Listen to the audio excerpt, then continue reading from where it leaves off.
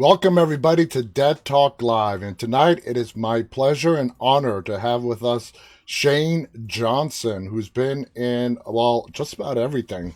Shane, how you doing tonight?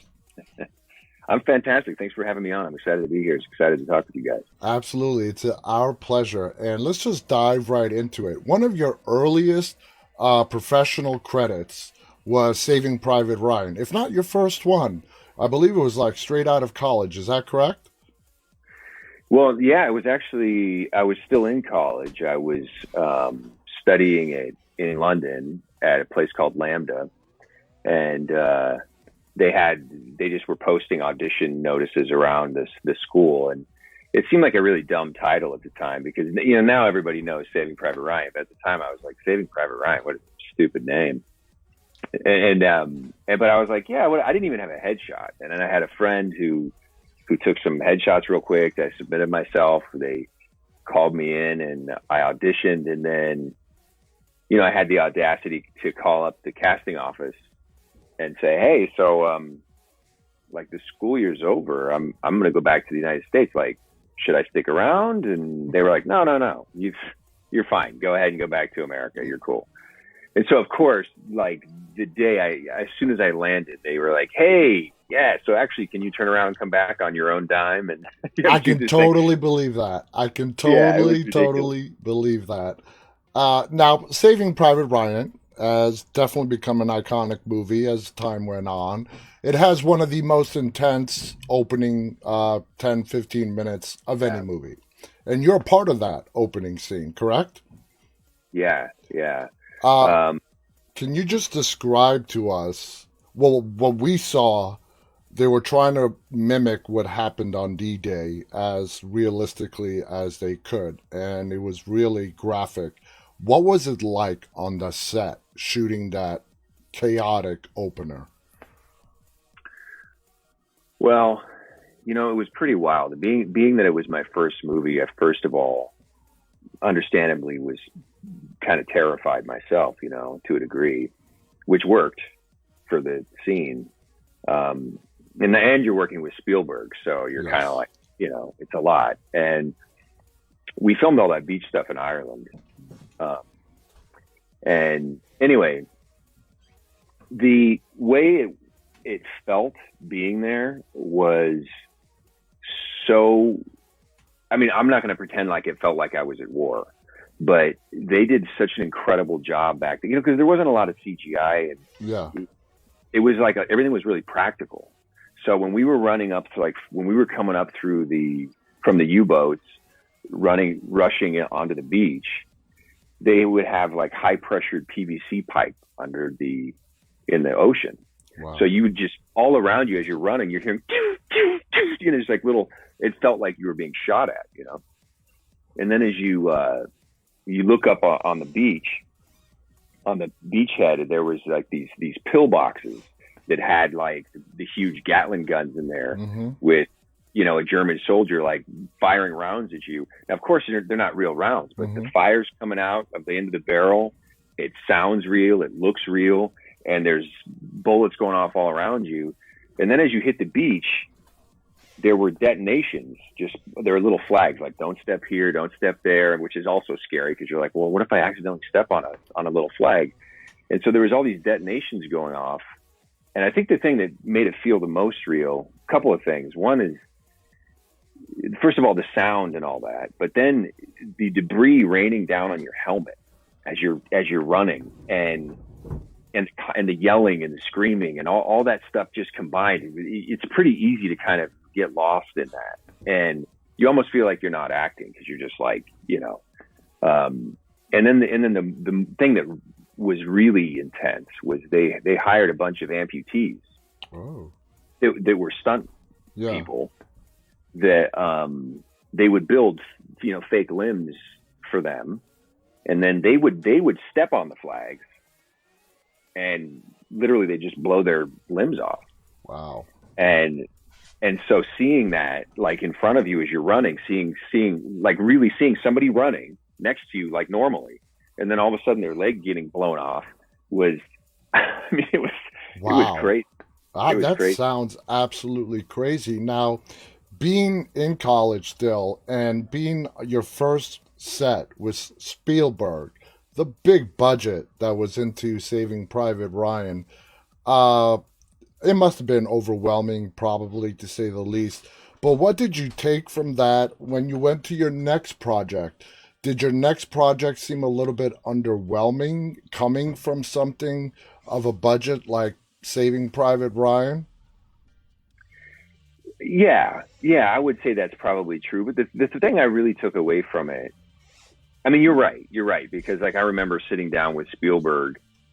It was pretty wild, like just the two of us sitting down underneath a tent in director's chairs, talking about Lambda, my education, and his daughter was going to RADA at the Mm-hmm. time, which is kind of like the sister school of Lambda. And so we were just bullshitting. It was like I was hanging out with my uncle. It was like, but my heart was pounding because I'm sitting here talking to Spielberg, for crying out loud. And the whole time we're talking, he's sort of sketching on I think it was a napkin. He was just kind of sketching, and we're bullshitting. And then his director of photography, I think it's Kaminsky, maybe, like I think that's who it was. And he's like, so hey, and he hands off the napkin, and he just says like, this is what I'm envisioning, and it's that amazing tracking shot that it was just like all happening right there. It was just really pretty magical. And but the thing you asked me, what I took away from that film, other than those incredible experiences and all that, was a lot of the guys in that film are self-starters, are guys that put themselves on the map. As a matter of fact, it was Vin Diesel's first big movie, That's right. and he had done a film that got into Sundance that he wrote. I think he produced, directed, starred in it. Like it was a Vin Diesel production that got into, and he was a nobody, and it got into Sundance, and Spielberg saw it and said to the writer, who I think his name was Robert Rodat, he said, write this guy a part, which is one of the reasons why I think his part is fairly small and Mm-hmm. and ends pretty quickly, because I'm sure the movie was already written, but he thought so much of what he did that he's like, you have to write this guy a part. And he has a great, really memorable part in that movie. And then on top of that, you've got Eddie Burns, It's an all-star cast. but Edward Burns is somebody that produces, writes, directs. Same with Giovanni Ribisi, Adam Goldberg, Tom Hanks. I mean, a lot of these guys they're not waiting for the phone to ring. And that really struck me, because I was like, I can take a cue from that. And that clearly Spielberg respects these guys, but also that's what you want to be. You want to be somebody that's kind of designing your own fate rather than just hoping your agent gets you a job, Exactly. And I totally have such respect, and like it sounds like you do as well, people who don't wait around for the phone to ring. They make their own opportunities. And that's just hearing that story about Spielberg and his just that napkin sketching and his creative process. It just feeds into the mythology of this man and just how brilliant and historical career he has and is ongoing. What would you say Private Ryan compared to another big movie, Behind Enemy Lines? What would be the similarities, the differences? Behind Enemy Lines stars my favorite actor of all time, and Gene Hackman. I'm a huge Gene Hackman fan. What would be the comparison between the two movies? Well, first of all, I had a lot more to do in Saving Private Ryan. Mm-hmm. Both of them I spent, like Saving Private Ryan, I think I spent 3 weeks in Ireland filming that. And Behind Enemy Lines, I think I spent like 2 weeks in Slovakia shooting that. But the thing I would say first of all, Gene Hackman is awesome. Awesome. I'm totally with you. And what's surprising to me, though, is not long after that movie, which I think was 2002, Mm-hmm. like he only did like maybe 2 more movies. I know, that's so sad. I miss him. And he's been retired for almost like 20 years. Yeah. And but you don't feel that. You're like, yeah, Gene Hackman. It seems like he's still all kind of, in the mythology around us in cinema, but He's really hasn't been. Yeah. Uh, and yeah, he's a fantastic actor, going all the way back to Superman. Oh You yeah, know, yeah. I uh, mean, to me, the man has nothing left to prove. If he wanted yeah, to, he's earned his retirement. Absolutely. 100%, hundred Yeah, percent. absolutely. Now, there's a film that you have in post production called Son of Perdition, and it basically sounds like a cult story. What can you tell us about this project? Yeah, that thing's, pushing to try and get that thing through the finish line. I think it's a really great, um, interesting kind of heady horror film, really about the forces of good and evil in all of us, and it sort of pits me as what kind of representing the light, let's say, and then it's a western actually, Okay. and then this sort of outlaw who kind of represents the darkness, but in reality, we're kind of two sides of the same coin. And but I have this sort of flock of followers that he's kind of slowly taking away from me, basically, like a wolf in sheep's clothing sort of a Yeah. thing. And he's constantly testing my faith and my resolve, and in a way, kind of teaching me. I mean, I'm teaching him too, but he's kind of handing me my ass in a way. I'm really proud of the work. I think it's unfortunate that it hasn't, you know, reached the finish line yet. And sometimes these indie things, It's they can complicated. kind of, yeah, it can get complicated. It's one of these things which what I tell, like this is what I would admonish people that are getting into this, that if you're going to make something yourself, or if you're going to be a part of something that's self-started by somebody or it's a bunch of really creative, passionate people getting together, scraping together some money and making a movie. And no matter what the budget is, I mean, it could be $10 million. But if you don't have a plan for the end line, then you can really get yourself in trouble, because what happens is you get a lot of artistic people together. They get really passionate, and you want to go out and you want to film something. You want to make something. And people go, yeah. And then you get the director. You have the script is written. It's beautiful. Everyone's excited. You get all these actors together. You get like a cinematographer. Everybody wants to make. Everyone wants to shoot. Yeah. And then you got it. And then you have it in the can. And everyone's like, we did that. And it's like, no, it's not. It's only like half done. Distribution It's only, is, yeah, well, distribution. and just getting it through post. Yeah. There's all the post work, the score, especially in a genre film, the Hmm. score is sometimes Huge. half of the film, Yeah. and having the editing, like an editor can make or break a film, Hmm. and sound is so important. Like there's just so many aspects that are work. It's a lot of work, Oh you yeah. know? Oh yeah. And so I would have a plan to, like you said, distribution too. Like have a plan from soup to nuts. What are we doing? Exactly. What do we have? How do we get through this thing? Yeah, that's great advice. Now, there's another project that's listed as completed called Death Everlasting. Sounds like a quirky, dark comedy. Yeah, IMDb has it listed as completed. Is that one past the finish line? yeah. It's one of those things that's kind of kicking around out there. It's one of those. That was a great learning experience for me, because I had a couple of great learning experiences where, I love the script and I love the people that worked on it. There's a lot of really great story elements and great footage in there, and it fell down in post production. Oh, Fell down in post production. It's completed, but what it really needs is a post production manager, or supervisor, yeah, and it needs somebody that knows what the hell they're doing yeah. and it's not me. Okay. That's the other thing, is you got to surround yourself by people that know Oh, yeah. that know their hats, and Absolutely. my hat is not. I'm not a director, and I'm not a post production supervisor. Absolutely. You know, Yeah, I totally understand you. Now let's get to the movie where I really came to know you, and that is The Possession of Michael King. You were the lead star of that movie. Great movie. I'm always skeptical when I start a movie with a title, The Exorcism of, or The Possession of fill in the blank. yeah, Because there have been some good ones. The Exorcism of Emily Rose was fantastic with Jennifer yeah. Carpenter.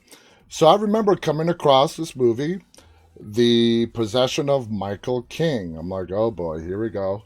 Uh, do I push the play button or what? And I'm glad I did. That movie was fantastic. Uh, walk us through how the script came to you. Did you audition for it? How did you get involved in The Possession of Michael King? Yeah, so that was an audition. I auditioned for that, and I loved the script from the get go, and I had a really, really strong point of view about what I thought the movie could be, Mm-hmm. and it was a good lesson to me as an actor. A buddy of mine who was actually with me in Behind Enemy Lines, Okay. like 15 years earlier, right? Mm-hmm. We had, was it 15, whatever, maybe 12 years earlier, we had done Behind Enemy Lines. It came, and his name's Sam Yeager. He was on the TV show Parenthood. He's a great actor, great guy. But it was down between the two of us for The Possession of Michael King. And I was really excited because I was excited about what in my mind and in my heart, what I was going to do with this movie. And I saw it with Sam, and I was like, fucking Sam. And then I could, which I hate doing this. But in this particular situation, I couldn't help it. I hate when you're in an audition room, a waiting room, and you can hear the other actor. Oh, yeah. Because then you're kind of like going, oh man, I don't want to hear what this person's doing. I don't want to hear, casting directors laughing or going, oh my God, that was amazing. You just don't want to hear anything. Mm-hmm. You just kind of want to get in your zone. But there was so much going on in there and the door was so thin that I was sitting in the room with them, and Sam was going for it like 10,000%, like laying it on the line. And I was like, oh, and it just, while I was sitting there, I was going, oh, I have to I gotta hit another level here. And it was the most rigorous audition I've ever had. I think I was in the audition room for 45, 50 minutes, which is unheard of. It was maybe even an hour. It was so, I had to actually say, guys, I'm so sorry.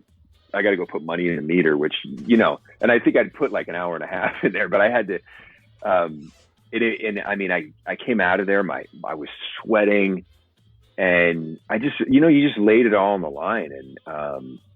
And that movie, I think I'm glad you liked it. I think it was a very special movie, and the writer, director, producer, David Young, who's a great friend of mine now. He wasn't then, but he's a great friend of mine now. I think he did a great job with it.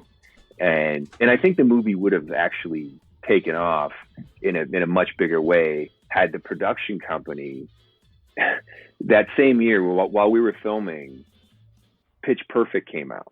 Oh, yeah. And that was also their movie. And so I think they were like, oh, okay, all hands on deck. We're doing Pitch Perfect too. This movie's huge. And I think that they other things started to kind of take on.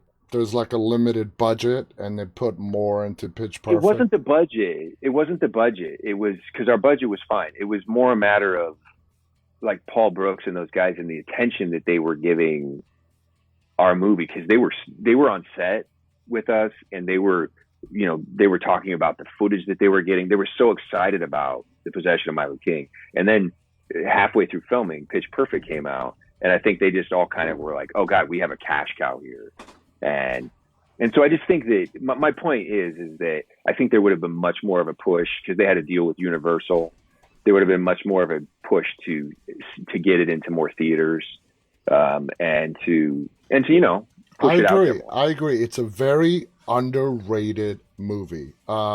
Like I said, around that time, a lot of movies with similar titles, even today, they're still coming out. So you're kind of okay. You read any synopsis is going to make a movie sound good, right? But you get into this, and it immediately draws you in. And I'm trying to, I've seen the movie 3 times now already, and each time that I watch it, I'm like, okay, what makes this movie so different? I think it's first of all, great acting. The story is good. I like how the director picks and chooses what they show us and don't show us. For example, they don't show us Michael King's wife dying. Uh, I think that's very important. I think that plays well into the story. 1 minute in the beginning, you guys are a happy family through that movie footage that we're seeing. And the next thing, you go and visit that spiritual advisor, tarot card Wasn't reader. she great? Yes, yes. She's so And good. you are angry. You're like, if it wasn't for your advice, me and my wife would have been in Europe and she would still be alive. And it just spirals out of there to where your character goes into such a dark place just to prove more to yourself than I think to the documentary that you're making that all of this is just fluff. It's not real. Ghosts don't exist. Spiritual advisors are crap.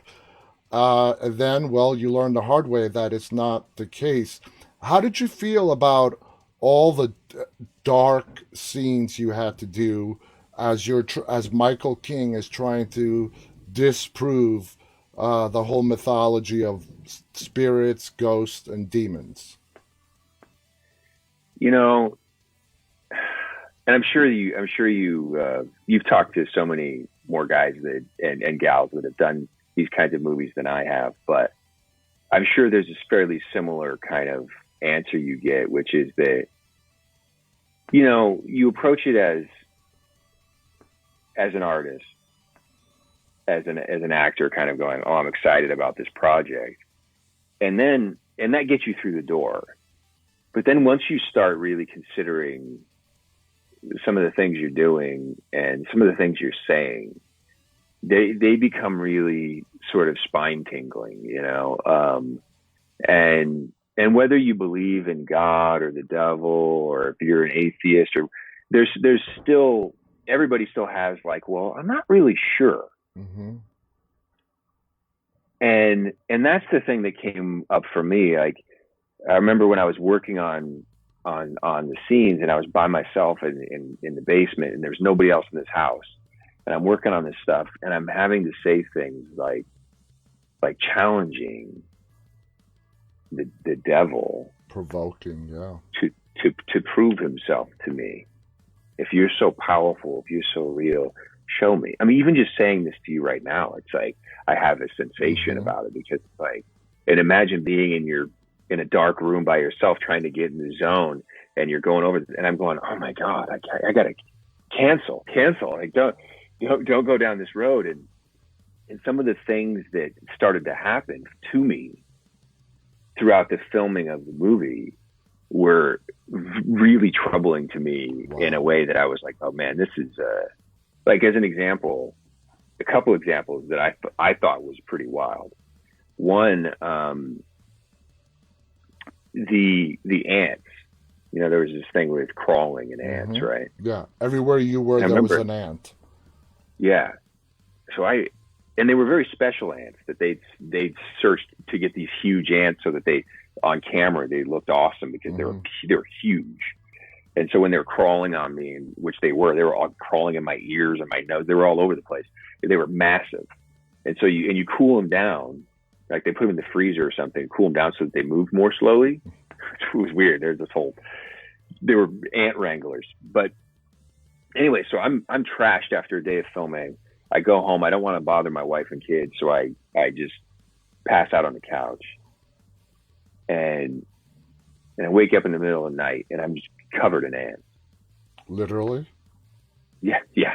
Wow. Not the ants from No, the I movie know. shoot. Yeah. I just happened to have had a bunch of ants like show up Wow. on my couch in my house while I was sleeping in the middle of the night, and I was like going, oh man. And I know that a lot of people are like, oh, you left a banana out, Yeah. whatever. Like there's of course you can excuse it away, but it's still putting yourself in that situation where you're trying to stay in that zone and you're filming every day and you're staying in this place. It's kind of dark and kind of weird. And then one of the craziest ones is there's that scene where my daughter comes to me and says, "Daddy, I had a nightmare." When you're the monster. Yeah. Yeah, and I'm like, exactly. I get down on my knees and I'm like, "Hey, well, are you okay? There's nothing. Everything's, I'm here. What was your dream about?" And she's like, it was about a monster. And I was like, "Well, what did the monster look like?" She says, "It was you, right?" Mm-hmm. And it's just sort of clocks something in Michael King that like, oh shit, this is going off the rails a little bit. So no lie, man. He would have been, he's 14 now. He would have been 6, maybe 7. Wakes up in the middle of the night, comes out, wakes me up. And I was in bed with my wife, but so he wakes me up. I don't want to wake up my wife. Mm-hmm. So I'm like, I get him out of the room and I'm like, "What's going on, buddy? What's going on?" And he's like, I had a bad dream. And I was like going, and I immediately was like, because I just filmed maybe 2 nights before that scene. And I was like, all right, let's see where this takes us. Let's see where this takes us. And so I say, okay, well, what was your dream about? And he's like, there was monsters. And I was like, oh, you got to be shitting me. And he's like, and so then I was like, I'm just going to go into the movie now. And so I say, well, what did the monster look like? And then he took it in a different direction, and it wasn't like spot on. But I was like going, that's just so close. That's quite a coincidence. And I'm not shitting you, man. These things I believe you. But in a way, I think it actually helped me to sink into the character more deeply, because when we were filming, it was when you're in something so much, because I was in almost like every scene of that thing, and so I didn't have really any downtime, and you can kind of get into this headspace and this energy that's really amazing artistically, and as a human being it's a little dark and weird and stuff, but I feel like the finished product really kind of did a great job of kind of encapsulating that artistic experience. And it's honestly, it's one of my proudest achievements is that film. And as a matter of fact, we're talking about doing some kind of, maybe, I don't know if we're going to do a sequel or if he and I are just going to team up on another film. But I think he's a fantastic writer. He's got some other great stuff going, and I'd love to do some kind of, I don't know how to do a remake with that, or not a remake, but like a sequel. Well, especially how it ends. But yeah, exactly. Yeah. Exactly. It would have to be a very different kind of movie. But we're gonna do something again. For me, the part of the movie where you were great, but where really you were like 1,000% spot on, is when you're sitting in your little office studio, and you're like, okay, I believe you, you're real, and you want out, but there is no out. Once you invite the devil in, there is no way out. And you played that scene so brilliantly, the look of fear that you had on your face, knowing that you're trapped, and which led up to the ending, to where you were being systematically possessed by a demon, and you were about to hurt your child in the movie. Yeah. And you made the ultimate sacrifice of jumping out of that window. But that scene of you sitting alone and literally negotiating with the devil, what kind of headspace did you get into that to film that scene? It's funny how having as an actor, when you have stuff that loads you up as a human being in a certain capacity, the acting sometimes kind of takes care of itself. Because are you a dad? Oh yeah, three. Yeah. I've got three So teenagers.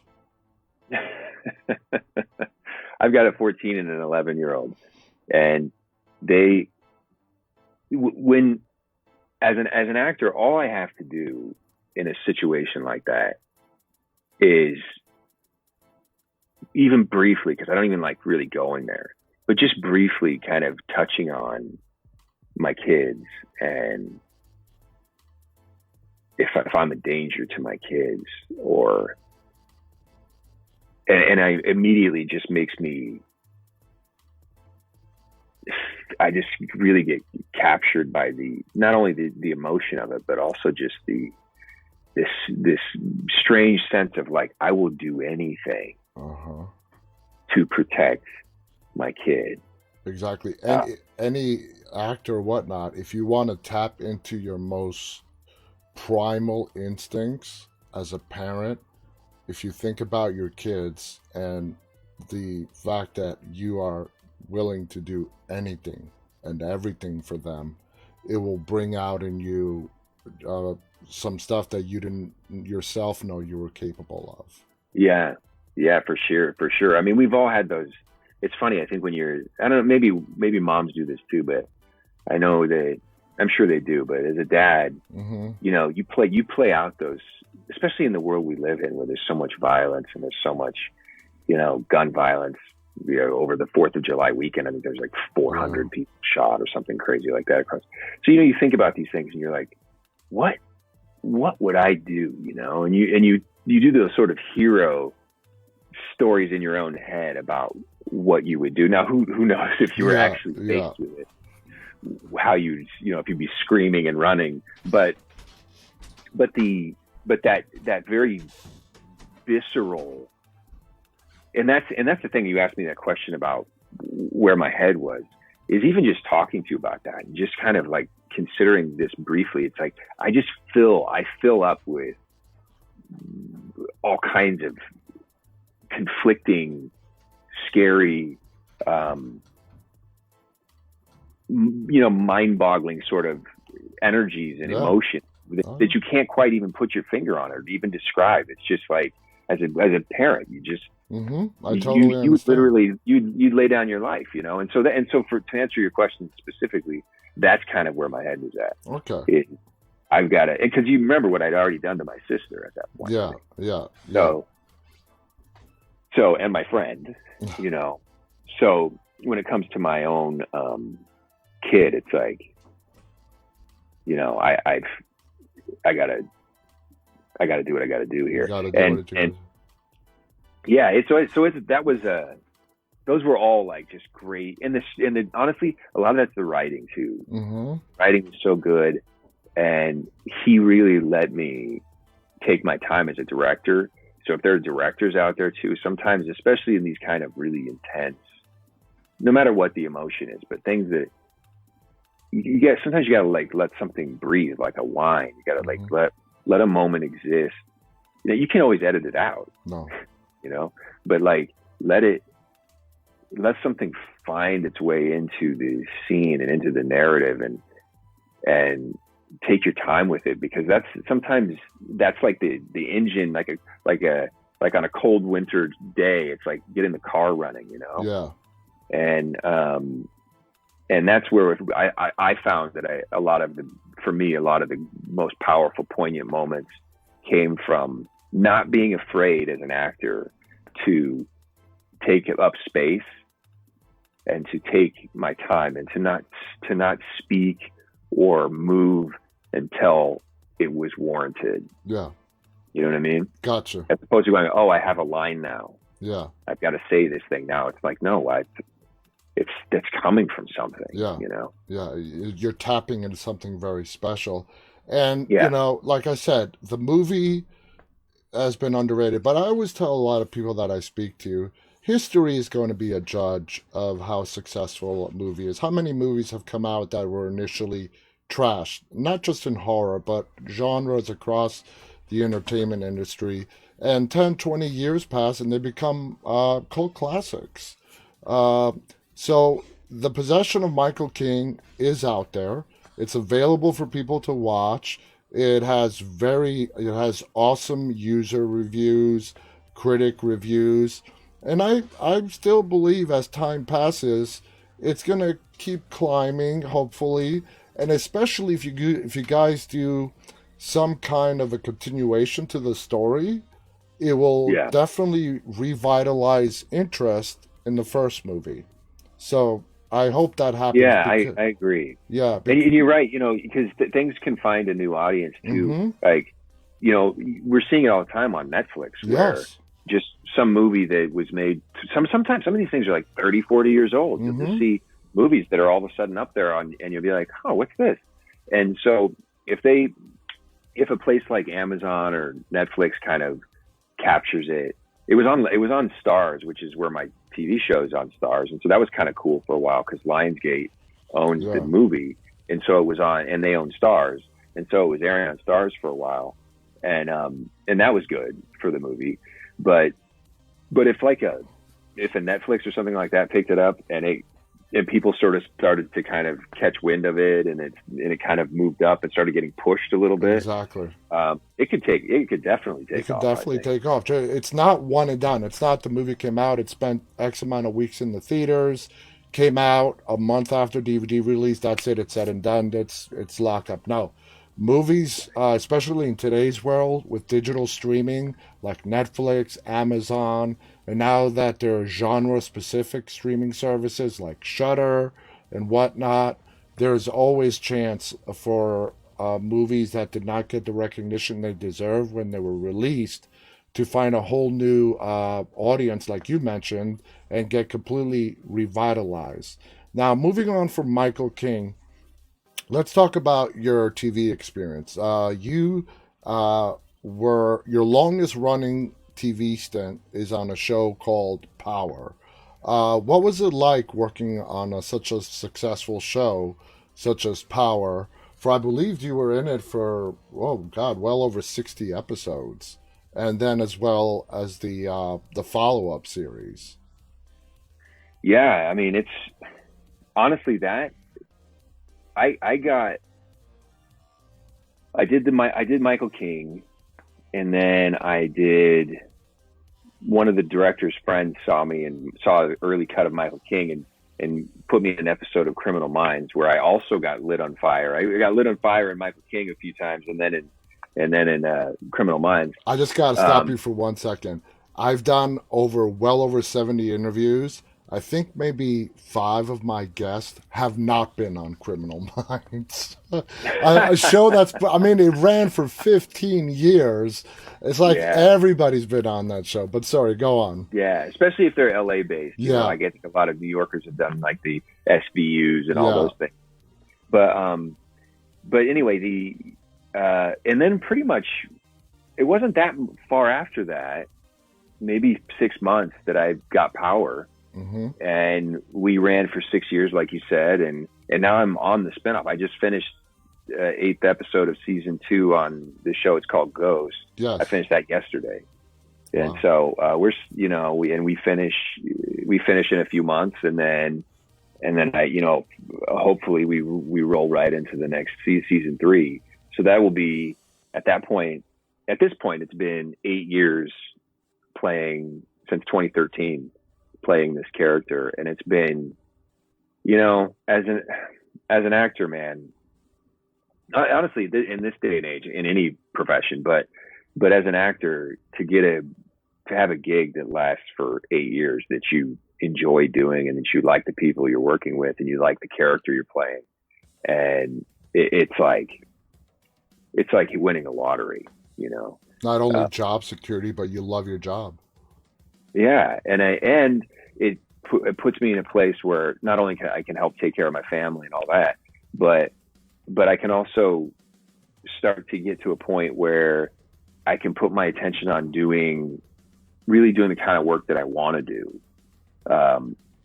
That's designed by me, because and what I mean by that is most of the stuff we do as actors is somebody else's vision, somebody else's Mm-hmm. concepts, and you're breathing it to life, which is amazing. And then, you get to a certain point where you're kind of like, these are the stories I'm interested in telling. These are the kind of characters I like. And this is the kind of stuff I want to do. And then hopefully getting enough kind of cachet to be able to make some of that stuff happen.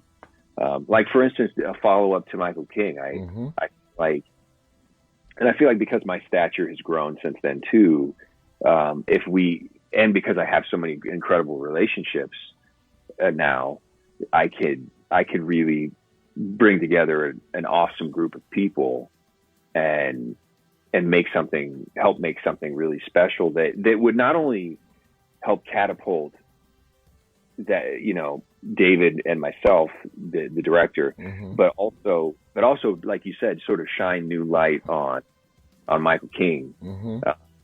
and kind of bring that up as well. And I have a lot of things I'd like to do. And this show, I feel like, has been a real, incredible gift to put me in a position where if I play my cards right and I'm self-motivated and I do it, that's the hard part, is if I can muscle through it, and I can do some pretty cool stuff from here. Absolutely. Now, we hear a lot of times, especially with people who've been on a particular TV show for a while, that the writers really get to know the actor and they start writing the character based around that actor. Would you say that experience applies to you in Power with your character of Saxon right there? Have the writers started writing to your strong points? I 1,000%. I mean, it's a show. For those who don't know it, it's an urban drug drama with Mm-hmm. sex and violence, and I play a federal agent, sort of. Not really. He's a U.S. attorney, but he's basically like a Fed. He's like a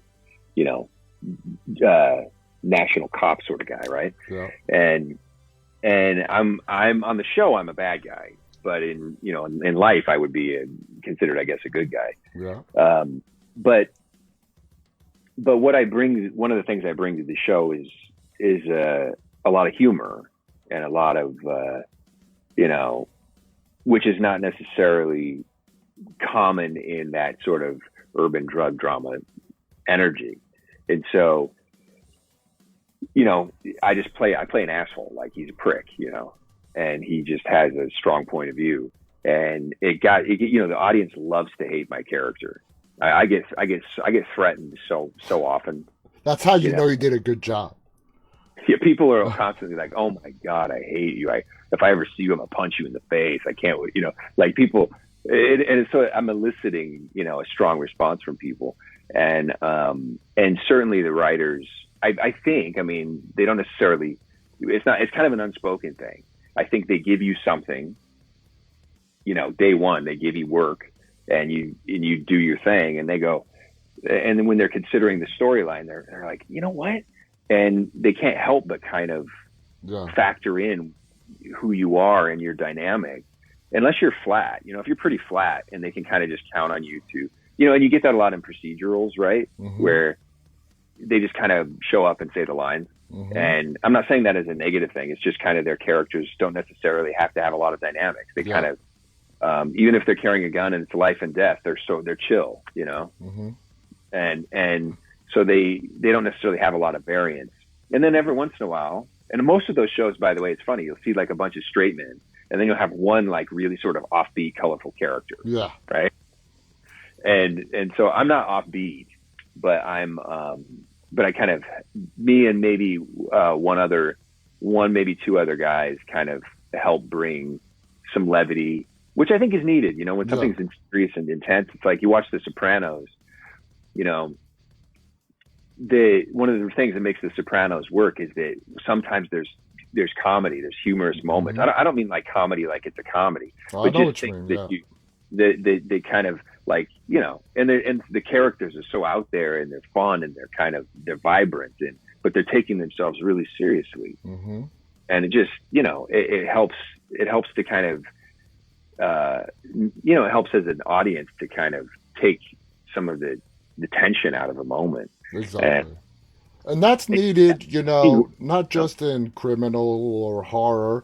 I think that's needed in, movies, television shows across the spectrum, to have some lighthearted moments. It makes a difference. Well, it certainly makes you. It's funny. Like my mentor talks about. It's kind of like he calls it like a plie, which is a dance move where you bend your knees and you plie in order to jump, right? Mm-hmm. But if you try and jump with straight legs, you're not really going to get anywhere. Mm-hmm. And so sometimes, if you're going for intense danger, it's like Christoph Waltz, right? Mm-hmm. And in Inglourious Bastards, he comes in and he's just like delightful, and he's funny, and he's kind of like, everything's kind of light, mm-hmm. and you just know, and it's terrifying. It's terrifying because you just know the other side of that. Yes. And to me, I think he did an incredible job in that. He did. And to me, it's kind of, I take a page from that. I'm not saying that my stuff is that sort of intense, but I take a page from that because I feel like if he came in and he was just being the bad guy, and he's like, "Where are they? I know somebody's in this house. Sure, tell me where they are. I'm ripping your fingernails out." Yeah. You'd be like, "Oh, okay, that's the standard sort of like mm-hmm. bad." But because he came in and he's like, "Do you have any milk?" And he's like, he's just like, it's everything. The psychological kind of warfare, Oh yeah. And you're at home just going like, "Oh my God!" Like you're sweating, Yeah. And it makes because anybody that saw that movie remembers that. He won an Oscar for that role. So yeah, I mean, it's good to see. And it put him on the map, right? Exactly. How do you feel Power handles the very difficult and real topic of racism and the justice system today? How do you feel its approach to it is? Well, I feel like it doesn't necessarily have an answer to it, but it shines a light on it. Mm-hmm. You can't. I mean, that's the place in which the show takes place, and you're rooting for, the heroes, the or anti-heroes of the show are, for the most part, African American. Yeah. And then you have on the other side of that coin me kind of representing law enforcement essentially. Yeah. And other people too, but it's kind of like that tension that you see that. It's funny. There's just a lot of I think you also kind of get the cultural themes of why certain things exist and why certain drives are there. And even though people might watch it and go like, why are you making these choices? Why, young black man? Why are you making these choices? Right. Mm-hmm. And aren't you educated enough to see what the future holds for you if you continue down this path? Mm-hmm. And yet you also get a sense for why those guardrails that have kind of been put in place to kind of keep people stuck and set and give and their options like negotiated and mm-hmm. by other powers, kind of like going, no, this is your lane. Stay in your lane. Yeah. And the struggle to get out of that lane makes people, the heroes in this case, the struggle to get out of that lane makes people cross criminal lines and cross kind of ethical boundaries because they're after something that's noble. Yes. They're after something noble.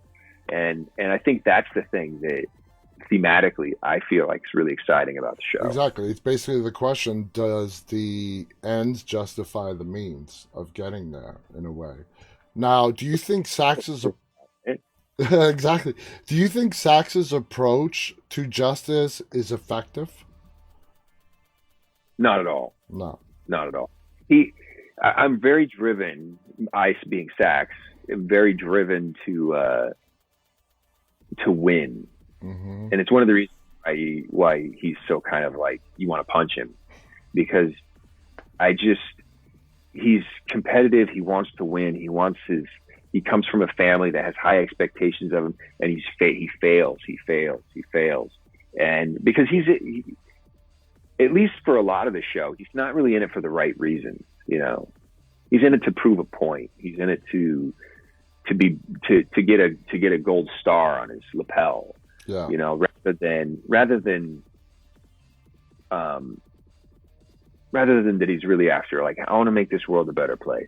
He's like you're almost describing him almost like an egomaniac narcissist in a way, Yeah, and again, part of that is because of his upbringing. He comes from a very successful family with money and privilege and all that stuff, and he's chosen to go, you know what? No, I don't want any of that. I'm going to take a public servant job essentially and make a tenth of what I could make if I went into the private sector. But I have a point to prove. It'll feed my ego. Yeah. And he rises in the ranks there, and he's just got conflicting reasons for why he's doing what he's doing, and they end up catching up to him. They catch up to him, and it's so in a way, it's like everybody sort of creates their own justice on the show, really. And I think that's kind of, to some degree, the theme from the showrunner. I think she's interested in people kind of earning their own justice. Okay, I mean that makes perfect sense.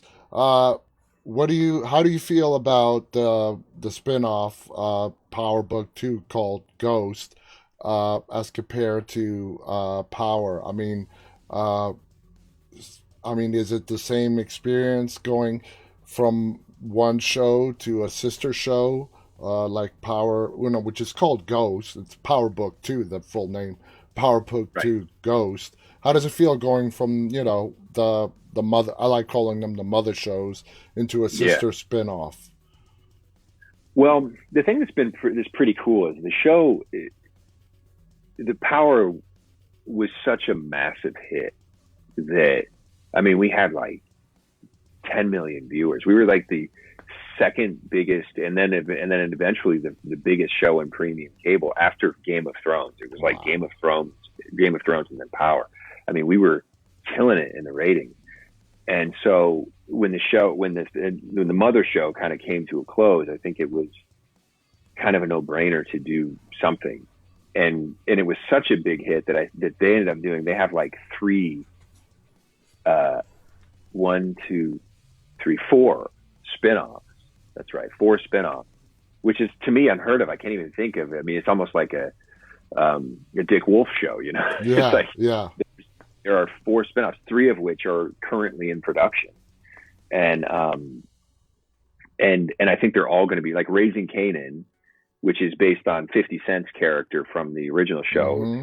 It's set in the 90s. It's a period piece. It looks incredible. It airs on the 18th of this month. It's like it's the premiere, and I think it's going to be incredible. The cast is insane. It's going to be great. And then Tommy, the Tommy spinoff, which is Joe Sikora's spinoff called Force, is coming out later, and that's filming right now with, again, an incredible cast. And so it's really exciting. It's exciting to see that whole Power, we call it like the Power universe, elevating, and the fans are really into it. But to answer your question about me and the ride on Ghost, it is very different. It's very different, and it's cool because we've kept a lot of the elements of Power, and then we've also added this whole really younger sort of dynamic. You're getting to sort of see like a young Ghost. It's based on his son, right? So the original Ghost, James St. Patrick, he dies in Power. Spoiler alert. And then his son, kind of, who's just coming of age, so it's kind of a coming of age thing too, is starting to kind of take on that mantle and become this businessman, drug dealer, but he's also coming into his own, and he's becoming a king in a way. He's becoming a king, and all the things dodging all the things that are coming at him, and managing his kingdom. while as he's elevating, and of course I'm still there, a thorn in his side, Yeah. uh, and so it's great. It's been incredible. Yeah, it's a fascinating show, and anybody out there who has not watched, just please start watching it. You won't regret it. It's an amazing show, and as Shane just said, it is hugely popular. We're almost out of time. The last question I want to ask you, as your career progresses, do you have any interest in doing more stuff or getting more involved in behind the camera work, producer? You said you're not a director. Do you want to be a director? Do you have any interest in directing? You know, I don't know if it's out of fear or what, but I don't have any interest in directing, specifically directing. I write. I love writing. I love producing. I love the teamwork of that. I love actually casting. I love kind of being Yeah. part of a producing group that's casting, like going, hey, who can we get? Who do we know? Yeah, you know this person, you know that. You know, I love pulling together passionate casts, and I love writing work. I actually like writing as much as I like acting. Um, I think it's cool about writing is it's all bubbling up from you, Mm-hmm. and you're writing whole arcs and stories and creating characters from out of thin air, and that's really magical. And as an actor, you get to do that, but you're as an actor, you're kind of you have an artist's palette of colors, and you're one color, Exactly. in Yeah. in the painting. And as a writer, you've got the whole palette, and you know what I mean? Yeah. You start off with a blank canvas, and it's your Yeah. creation.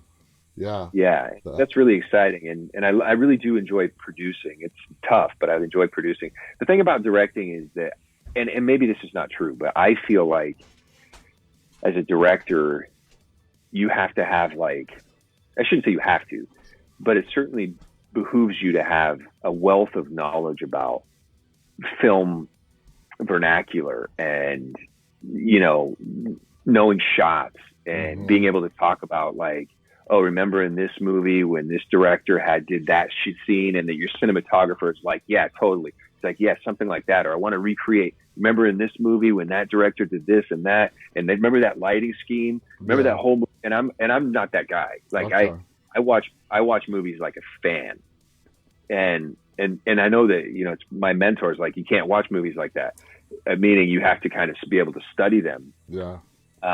But I get lost in story, man. I I hear sit you. down, I sit down and I watch stuff. I don't sit there and go like, oh, this lighting's not good, or this shot is weird, or they crossed the line. I don't Yeah, think like that. I'm with you. That's how I watch movies. But I've met people. My daughter actually, who's a film student. She's like, "Did you notice that they did that 20-minute scene in one take?" I'm like, "No." I'm like, Right, "It's right. cool to know, but no, I didn't. I go back. But she watches movies. She watches things differently. She's clocking Yeah, it. yeah, Whereas, and I can do it, but I have to muscle myself to do it. I have to be like, okay, really pay attention to the way that they pull this together. but And that you sort of hear those ruins the sound cues. movie. It, Yeah, yeah, it and sort of so ruins the and story a little bit. You know what I mean? and yeah, and I feel like as a director, you're kind of like you're the conductor of a symphony, right? Yeah, And so you have to be aware of each individual instrument. In this case, the canvas being the movie screen, and the audio and all the things along with it. And so you're paying attention to all that stuff. And I like to just get lost in it. I know. And I hear you. so to me, a conductor is kind of like a director. It's like Yeah, you're dealing with all those things, and my mind is like, I could direct actors like in a scene. I could just get down and be like, hey, so, and like that seems like it would be a blast. But what lens are we on, and yeah. what lights do we have over here? Like, let's turn it up to 10% or whatever. I don't even know the language. I'm I just like, gotcha. that's somebody else's job. I totally get it. Man, do you believe this hour just flew by like that? Thank you so much for being, this has been a fascinating talk. I really enjoyed talking to you. This hour just freaking flew by. Any final thoughts you want to share with the audience before we say goodbye? No, I mean, listen, it was a pleasure. It was a pleasure talking to you. I appreciate your insight and your questions, and this was a lot of fun.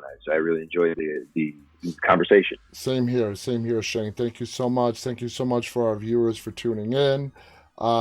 Shane, I can't thank you enough. This has been a very informative, fascinating hour. I wanted to talk to you for a while, and thank you for coming on our show. Again, all our viewers, thank you for tuning in. Stay safe till tomorrow. Remember, stay walking. Good night.